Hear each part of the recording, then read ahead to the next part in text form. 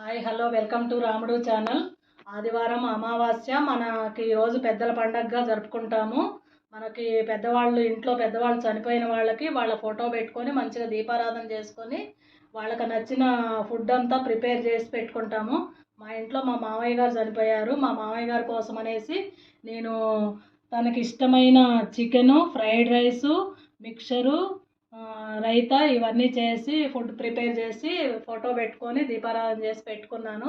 మనకి ఆదివారం అమావాస్య రోజు పెద్దవాళ్ళు వచ్చి చూస్తారు, మనని ఆశీర్వదిస్తారనేసి వాళ్ళకి నచ్చిన ఫుడ్ అంతా ప్రిపేర్ చేసుకొని పెట్టుకుంటాము.